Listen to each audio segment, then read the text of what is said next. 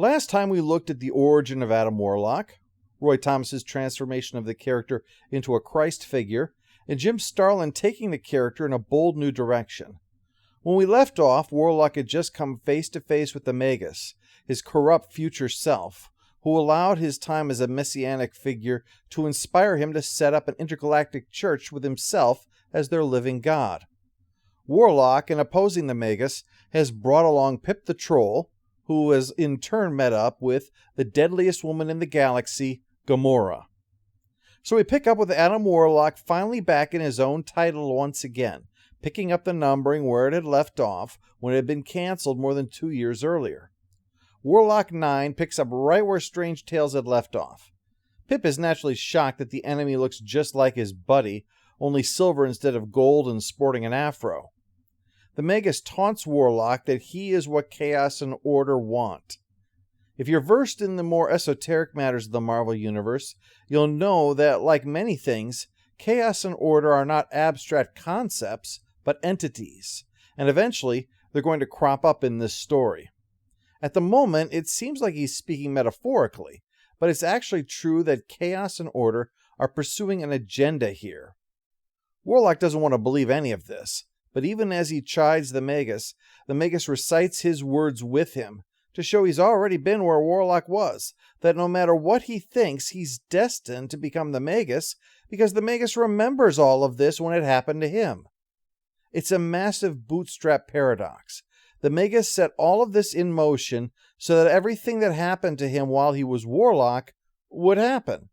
From the death of the girl fleeing those fanatics right down to escaping into madness. It was all what the Magus recalled happening. So it was everything the Magus put into motion that has actually happened. While he's gloating, Pip attacks because Gamora says it's not time yet. We find out she's talking with someone else, someone who is pleased to hear that she is somehow beyond the senses of the Magus, and is here to thus strike when he doesn't suspect it. But the moment's not here yet. There's still more monologuing to do. The Magus introduces a character that's going to be important both here and in setting up what will come later on, the In-Betweener. The Magus is going to use his soul gem to bombard Warlock with harmless radiation, allowing the In-Betweener to find him, to eventually transport him to another realm, where over centuries of existence with nothing but words to pass the time, he will reject good and evil as nothing but baseless constructs. Eventually, he spun up a cocoon to try and resist, but it didn't shield his thoughts. So in time, he emerged as the Magus, was dropped 5,000 years into the past, and after resisting an attempt to kill him as a demon, was quickly worshipped as a deity. This worship became devotion, devotion begot a church, the church allowed for holy wars, and his influence spread. 4 years earlier, he found the matriarch in a brothel, placed her as the head of the physical church, as he recalled her being, and allowed her to betray him, as it was necessary to shape Warlock's path to become him. That's why Gamora has been injected into this, to add a new element that wasn't there in the original timeline in order to thwart him. But even that isn't enough, as the Magus averts her attack, irradiates Warlock, and the In-Betweener is now on his way to bring Warlock to his destiny of becoming the Magus. His lament is touching. Worry? Why should I worry? I'm about to become a god. I've been a god before, you know, back on Counter-Earth. They thought me as their messiah. I was sent to deliver them from evil. By Orion, if only they could see me now. By the stars, look what I've become. I now stand before you, a stealer of souls. So while the Magus sends his hordes to keep Warlock busy until the In-Betweener's arrival, Gamora's master decides it's time to become directly involved, and that master is none other than Thanos, leading us into Issue 10. Issue 10 begins with the attack, and Thanos is here for the enemy of my enemy is my friend reasons, and motivates Warlock to stand up and fight. They battle their way out of the palace, only for a horde to meet them, so Warlock brings Gamora and Pip into the caves beneath the palace, while Thanos holds the Black Knights off. In the caves, he comes across the dying matriarch, dropped to her death by the Magus now that her ambition is no longer of any use to him. Even she is presented tragically, and her passing forces Warlock to admit that his purpose has always been to question but never answer. Part 2 of the issue is Captain Marvel showing up to tell us about Thanos from his schemes involving the Cosmic Cube. Captain Marvel explains destroying the cube didn't destroy Thanos, merely robbed him of his impressive power and left him adrift. He is also adamant that Thanos is evil, and whatever he wants isn't going to be anything good. In Part 3 of the issue, Thanos has transported them all aboard his ship, saying that their goals align, as the Magus is a threat to his plans for Warlock's soul gem, and to help out, he's built this time machine. It's how he brought Gamora into this cause. Now, I normally will not be mentioning the films, but there are times when the films present something that might lead to the wrong conclusions or send you off in the wrong directions, especially in this case where there's enough overlap to require clarification in order to avoid confusion. So yes, Thanos did take her as a child from a world that was being slaughtered and raised her himself, but he wasn't the one who was doing the slaughtering. It was, in fact, the forces of the Magus, exterminating the unbelievers, her people. Training her throughout her development while nurturing her hatred, Thanos had hoped that taking an element from the future and slipping it into the past would catch the Magus off guard. But obviously it didn't work. So Thanos says that if homicide doesn't solve the problem, that just leaves suicide. Warlock suicide. Yep. Adam Warlock has officially become the red sweater old man meme. However, Thanos' presence has tipped off the Magus to his involvement, and knowing that the In-Betweener is being drawn towards Warlock regardless of alterations to history, he just extrapolates from this Chironian and is able to locate Thanos' ship. Seeing what he's planning, he intends to personally lead his army against them. But Warlock has already realized what Thanos intends. It's not simply a matter of his death, for if it was, Thanos would undoubtedly have tried to kill him. No, it has to be something more, his own soul, to ensure it can't be corrupted into the Magus, leading us to issue number 11. It begins with the Horde coming through the portal, led by the Magus, and Thanos says that with these endless numbers of fanatics, they won't be able to reach the time machine so that Warlock can thwart his transformation into the Magus. The only hope, Thanos says, is to use the soul gem. But Warlock can't, not after all he's experienced using it. Thanos tries suggesting to Warlock the hell he's in for. If he won't do this, then eventually when he transforms into the Magus, there will likely always be a part of his true self within, a prisoner forced to watch every evil thing the Magus does while being powerless to prevent it. Warlock still refuses, and so Thanos commends him for his convictions of never using the soul gem again, and it will only be millions upon millions of people who will pay the price for his uncompromising moral stand. And all the while, the soul gem is calling to Warlock to do as Thanos says and release its power. And in a moment of weakness, Warlock gives in and wipes out the entire room full of zealots. Even the Magus is shocked by this act, a real, and here I thought I was the asshole moment between them. Thanos blasts him to show what he thinks of that crap, and sends Warlock into the time machine. Pip comes along for company, and to escape the starry-ass stuff that's flooding onto Thanos' ship. Well, the time machine is not actually a time machine, it's a time probe. So where it dumps Pip and Warlock is the path of his life, his destiny to become the Magus. But the Magus has figured out that Thanos is manipulating Warlock, that he intentionally allowed for this attack to put Warlock off balance and deny him a chance to think, only act. This is further hampered by the fact that the In-Betweener has arrived to take Warlock away, to slowly become the Magus in his lair. But it's part of the plan, and a big reason why Thanos sides against the Magus. Because it turns out, as big of an asshole as he is, the Magus is nevertheless a champion of life, and naturally will oppose Thanos as a champion of death. So he explains this is a noble task. It is in fact the reason for his existence. And after all, it does make a kind of sense. Good and evil could potentially get in the way of what he's trying to achieve. After all, he's not fighting for good or evil, he's fighting for life. We may want to think that right and life would both have to be on the same side, but remember that the Magus is being created to be the opposite of Thanos, the enemy of Thanos, and Thanos is not going to abide by rules of good or evil. For the champion to have a chance, he has to not be bound by good or evil either, their reasoning. Back on Thanos' ship, he confirms the reason for siding against the Magus, and in the intense fight, Gamora decides running away is the better part of valor.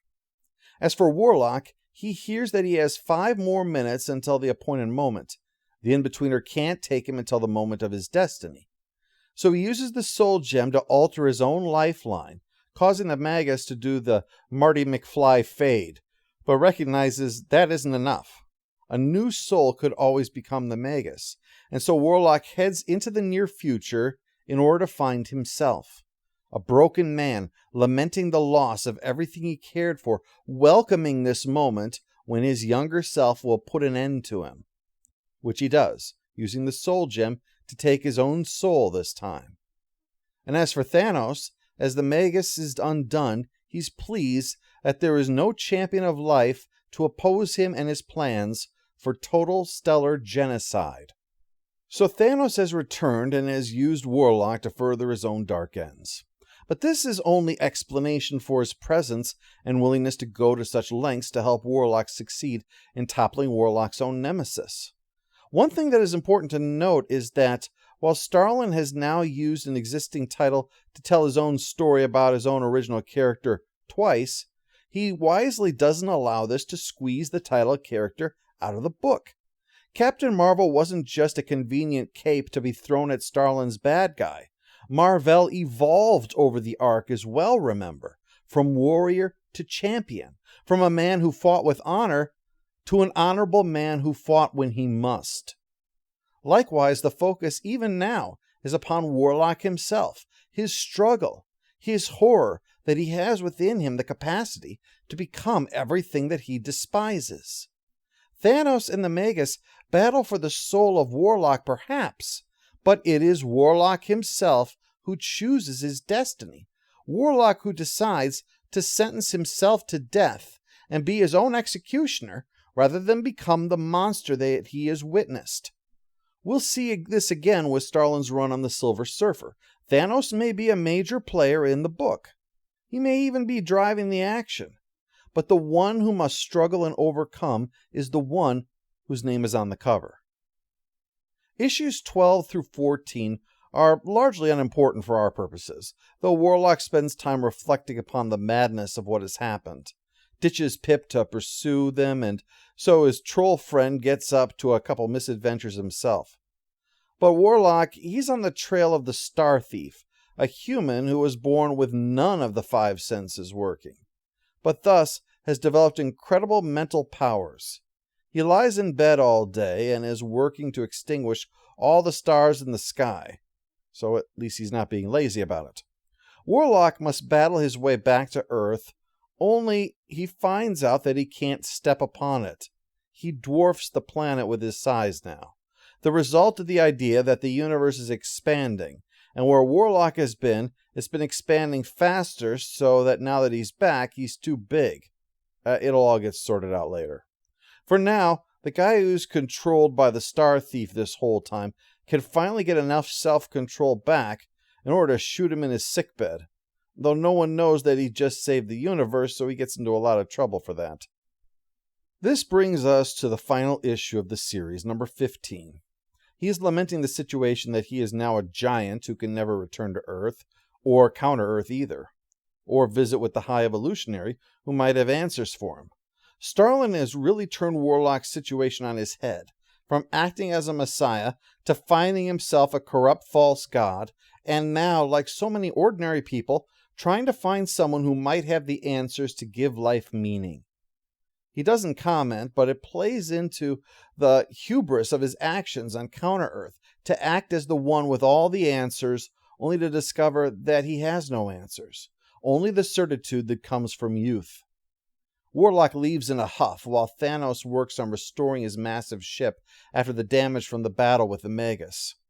Gamora has returned. It was implied her departure might only be temporary back in issue number 11. And since she complains about being bored, Thanos suggests that she serve as Warlock's bodyguard to occupy her time.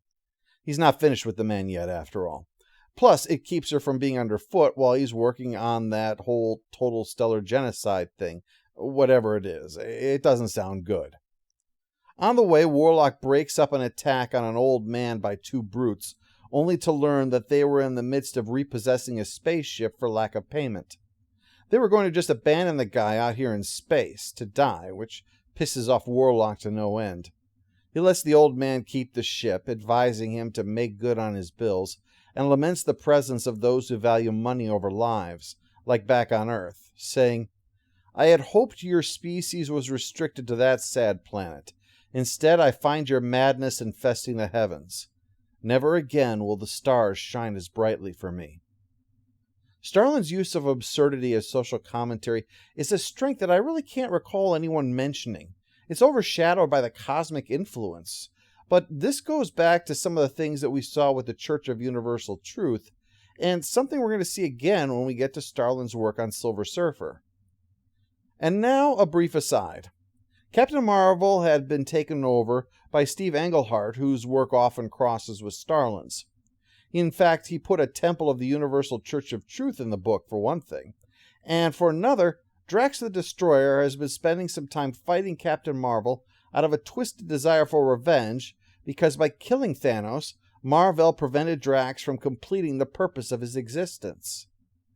Well, in the middle of the fight, he realizes Thanos isn't dead and flies off. Where to? Gamora, as the poor woman soon finds out when he smashes into her ship. Pip also makes a brief appearance as part of another theft and then promptly departs the book. Meanwhile, Warlock has come across a self-described ancient traveler, where he laments his lack of a purpose, or of something to leave behind after he dies by his own hand in the near future.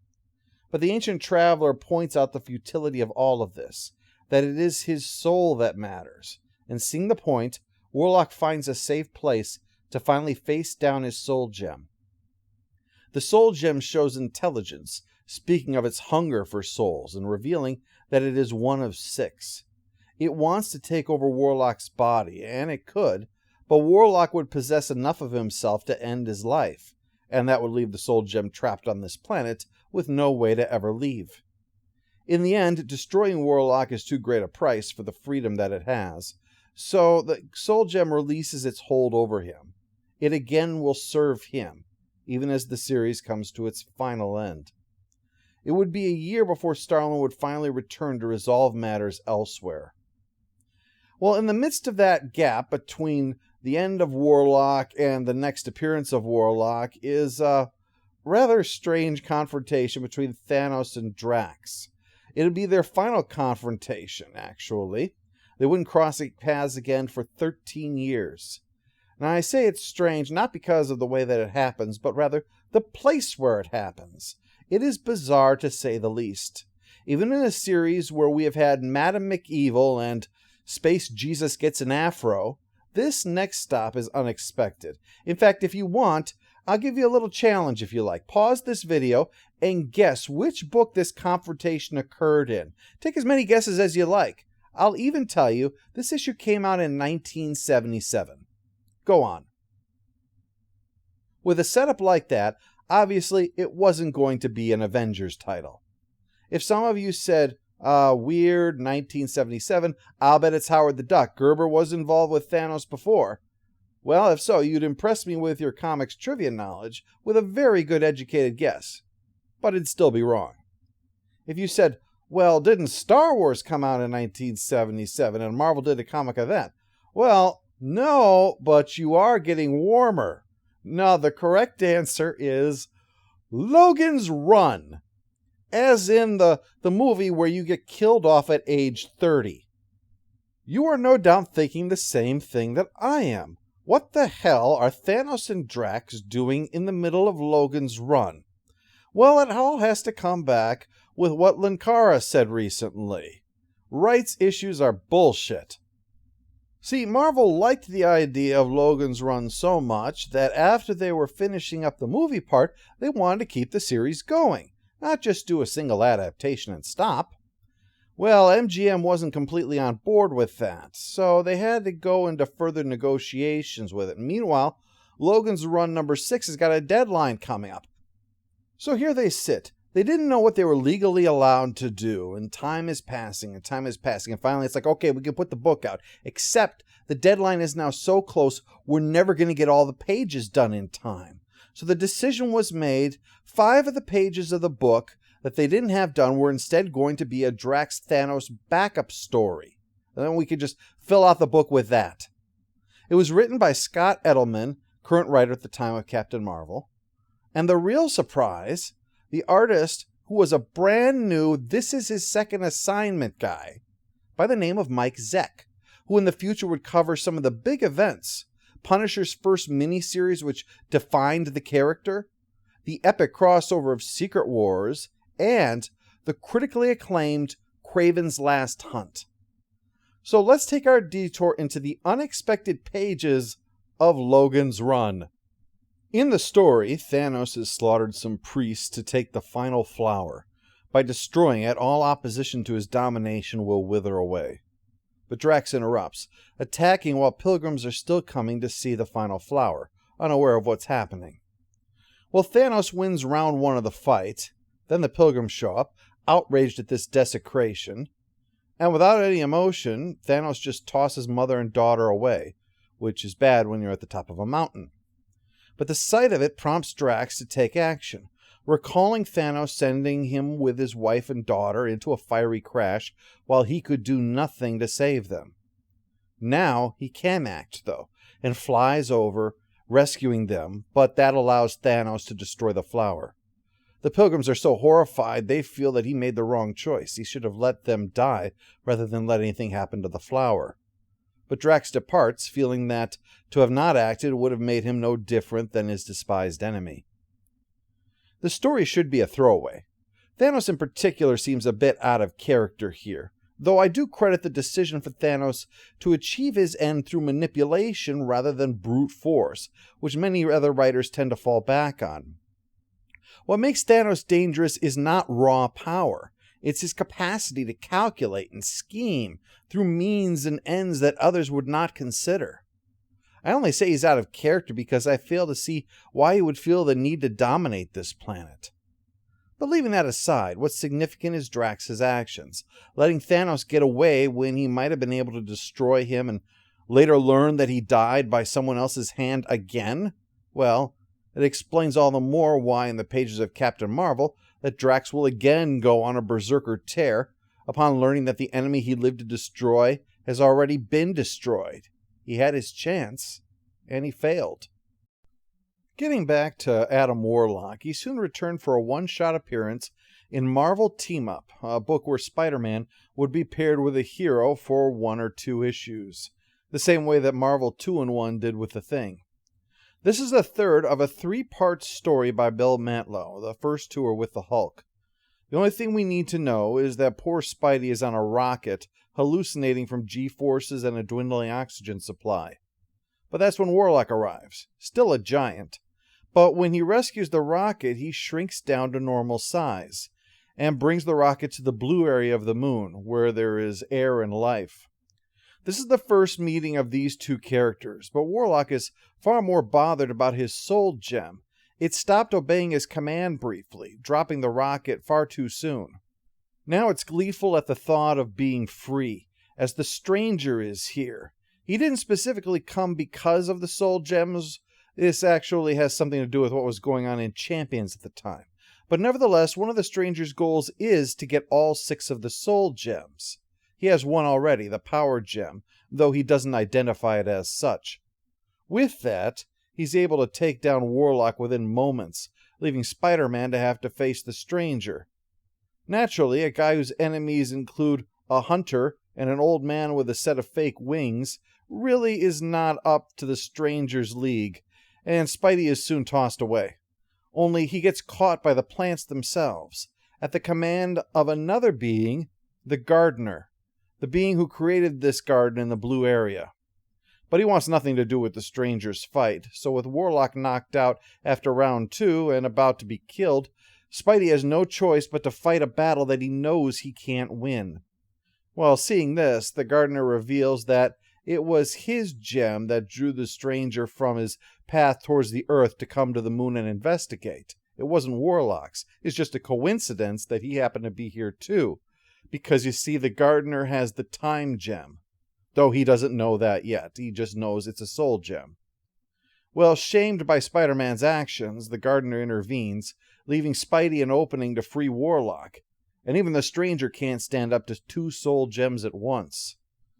But the garden withers, and fearing the gem now corrupted, the gardener abandons it and departs, while Warlock takes Spider-Man back to Earth, though that wouldn't be the end of his role in this story. Marvel Team-Up 55 wasn't the last time that the Soul Gems appeared before the big moment.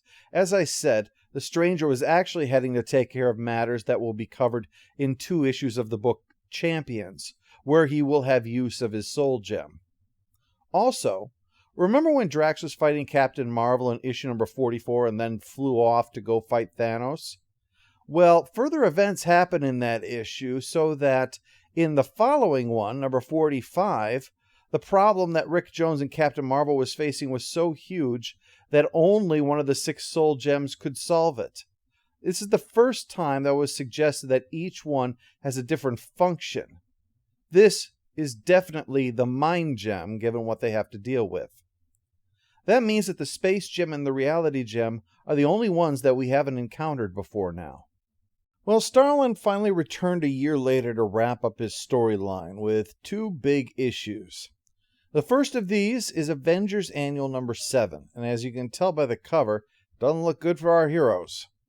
The book opens with Warlock finding a devastated planetoid, the work of Thanos, and Gamora is here looking not too good. You might think this is the result of Drax smashing into her ship, but no, that little moment is going to be resolved about 13 years later. No, this is the work of Thanos because she discovered his secret plan for total stellar genocide. Warlock can't save her, so he uses the gem to at least save a part of her within him, and also to allow him to learn of what has transpired from her memories. As an aside, it never ceases to amaze me as I think about it, at a character who has become so significant in the MCU, who's such a notable member of the Guardians of the Galaxy in the comics and all other forms, that originally she had such a small part. She was created before there was a Star Wars, yet had a grand total of only 8 appearances, many of them glorified cameos. It wasn't until 1991 that the character finally got a chance to come back, and even then, she sat out most of Infinity Gauntlet. She's such a dark horse to go from where she had been when she originated to the figure that she is now that it just blows my mind.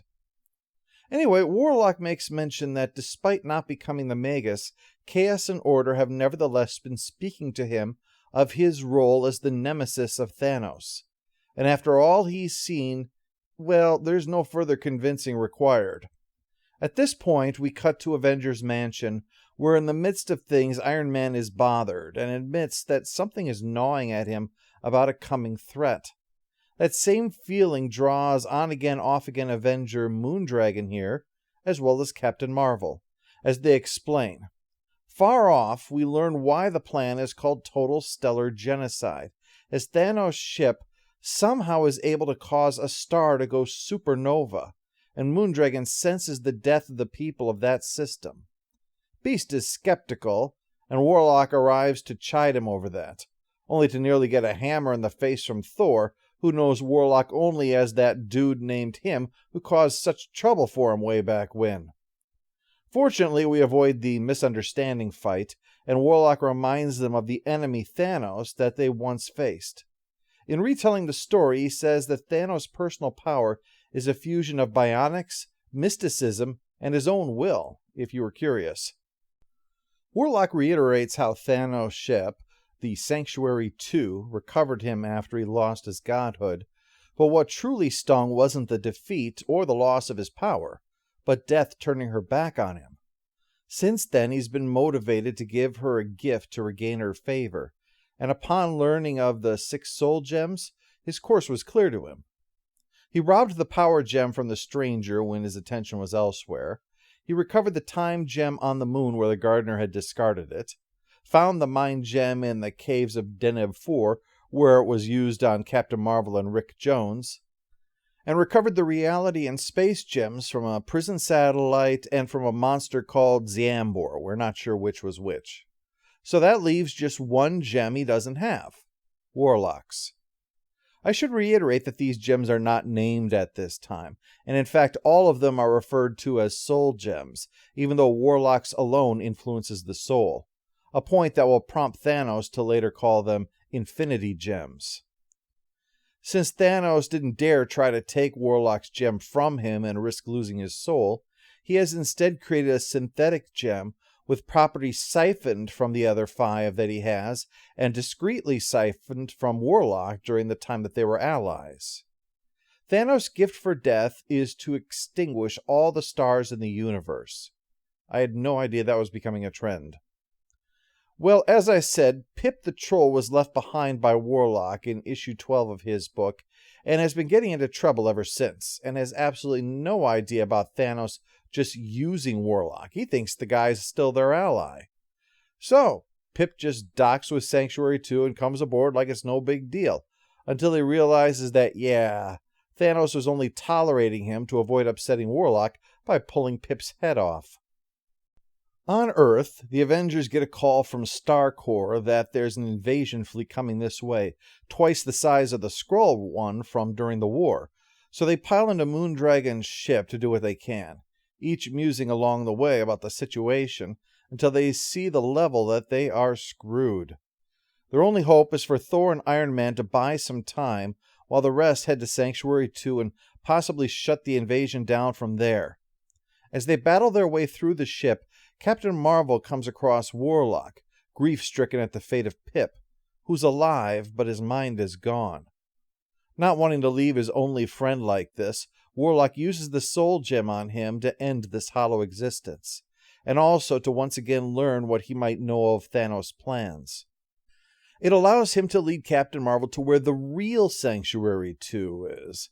Captain Marvel had in fact commented that it was far too easy to battle their way through the ship the way that they had been. This is why it's not the real one. It's also worth noting Warlock's observation that Thanos likely on some level realized that by leaving Pip there he was planting the seed to his own potential defeat, yet did so anyway. It's not too important now, but it will be far down the road. So Thanos used the fleet as a ruse to distract from his actual attempt to destroy our sun, and almost succeeds. But Captain Marvel flies into the projector so fast and so hard he smashes it and knocks himself out. Warlock follows, attacking Thanos, but is knocked unconscious. But they have bought time for Thor and Iron Man to arrive, the former engaging Thanos while the latter attacks and destroys the gem. This means that the two Avengers have thwarted the plan for total stellar genocide. It is their book, after all. But what only Captain Marvel is there to witness is a truly shocking sight. Warlock lying where Thanos left him, while Warlock is standing over himself. As you might guess, the standing one is the Warlock that flew into the time probe back in Warlock number 11, finding the Warlock of the present welcoming death after all he cared about being gone and everything he ever did a failure. He, the supposed champion of life, even failed to defeat Thanos. Captain Marvel watches in horror as Warlock is killed by his younger self. But when Thor and Iron Man arrive, he's over that. He says, when the moment came, he felt Warlock finally was at peace. Because, you see, his soul is now within the soul gem, with Gamora and Pip, and with all the others that had ever been taken. And with no enmity, only understanding, only universal love. The issue ends with Warlock dead, and yet finally, truly happy. Well, that ends much of this, but we haven't yet wrapped up Thanos and his plot. And for that, we finished the tale in a place not as strange as Logan's Run, but certainly not a team you'd think to throw against the Mad God. It's Marvel 2-in-1 Annual number 2, and the team are The Thing and Spider-Man. It begins with Peter Parker having a nightmare, but it's not a nightmare. It's Moondragon using her mental powers to send him a call for help, filling him in, along with anyone who hadn't picked up Avengers Annual number 7, and she's calling for aid.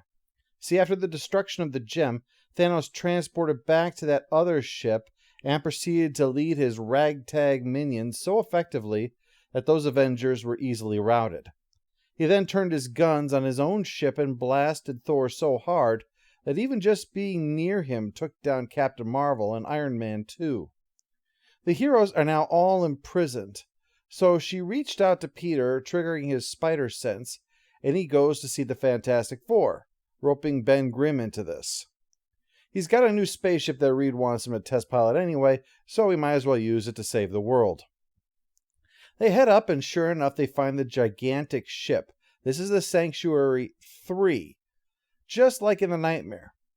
And that's what's waiting, a nightmare menagerie that the pair have to fight in order to try to rescue the others. A fight they actually start winning, so Thanos announces that he's switching off the gravity, chilling the Thing, who remembers his last encounter with Thanos rather well. And then his lights go out, because the two heroes are blasted with stun weapons.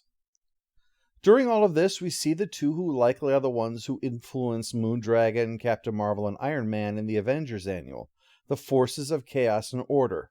Lord Chaos and Master Order, actually. This is a game against death, and her champion is currently winning. But while Warlock's body is dead, his soul lives on in the gem that Thanos pilfered from his corpse. Thanos soon gloats to Spider-Man and Thing that now that he has the actual gem, he can just use the projector to directly destroy the sun. Well, Thing tries to bash him because there's not a lot of tools in his toolbox, but Thanos takes the hit and puts his smoking body on the floor, unconscious. When he turns his attention to Spider-Man, even Peter has a bit of a doubt and takes off, noting that as someone who fights costume crooks, he's not built to fight at this level, especially if he could take down the whole of the Avengers and Ben Grimm and Captain Marvel and Warlock. The guy who could whisk him safely back to Earth from the moon, he killed him? Yeah, Spidey feels he just doesn't have a chance. But he reasons things through as he's knocking out minions during his self-described blind panic. He can't fly the ship back. Even if he did fly the ship back, Earth is about to be destroyed. Trying to fight Thanos is just going to get him killed. Basically, every path ends in death, so he needs to come up with something better than run from the Agent of Death or run towards the Agent of Death. He decides he's going to try to free the Avengers as his best chance, while Chaos and Order discuss it and suggest that it was thanks to them that he became Spider-Man, which I have to admit I do like better than some of the other interpretations. So Spidey smashes the stasis device to free the trapped heroes, but it takes his everything. But not to worry, the Avengers and Captain Marvel are freed and the Thing is back on his feet, and he and Thor double-team Thanos while the rest fight the minions. Spidey comes to just enough to see the Thing go down and that Thor's on the ropes, but his spider sense directs him to Warlock's soul gem, where Warlock senses that he is needed to finish his incomplete task, to be life's champion. So Warlock, with amazing power, overwhelms Thanos and turns him to solid granite. The fight's over, the solar system is saved, and Warlock, Pip, and Gamora are laid to rest on Counter-Earth. And Lord Chaos and Master Order say that Thanos is now forever trapped inside of his own petrified corpse, lamenting a love lost. Aw, too bad. Well, there's no question that Thanos is driving the action here and is a dominant presence. This is still Warlock's story to the bitter end. After being wooed back to Marvel with his successful Captain Marvel run, Starlin left because the inkers were being allowed to alter his artwork more and more. He could have had any book he wanted. But he picked Warlock because clearly he saw something there that was worth playing with. Warlock's original Christ figure run was dull and uninspired, in my opinion. The new one is essentially what it should have been. A man without answers, a destiny he doesn't want. And he doesn't want to sacrifice his life for the sins of others. he's going to sacrifice for his own sins, the ones that he will commit. He defies order and chaos's belief that only by being above good and evil can he win against Thanos, but instead he goes to a place not above it, but rather beyond it, where there really can't be evil, because the union is so true and wonderful, it's like inflicting harm on yourself. While Thanos is essential, it's not his story, but rather that of the man destined to defeat him. This time Starlin returned to wrap up Thanos and Warlock was largely the end. During that time, he turned out a creepy Hulk issue that we'll eventually get to over in Incredible, a fill-in on Amazing Spider-Man, and a trio of fill-in issues on Doctor Strange, lovingly described by one reader as, "I don't know whether this is brilliant or ridiculous." It's a storyline where Starlin brought back the In-Betweener, and was resolved by Roger Stern, who appropriately used Lord Order and Master Chaos for the resolution. In the final fill-in story he did, an issue of Ghost Rider, Starlin brings back the personification of Death, who had only been seen once in an issue of Doctor Strange by Steve Englehart, and an issue of The Defenders by Steve Gerber, both, you'll recall, who were involved in the Thanos Cosmic Cube storyline. In that Ghost Rider issue, the title character races with death itself. Yet, it would be for Starlin's brief return that a character outrunning death would ultimately fail to win the race. What we should close on, as we prepare to move on to Part 4, Legacies, is the eulogy that Captain Marvel gives for Warlock. In the end, while protecting that which he cherished, he died as we are all destined to do. I only pray that when my time is at hand, I'll be able to pass as honorably as he.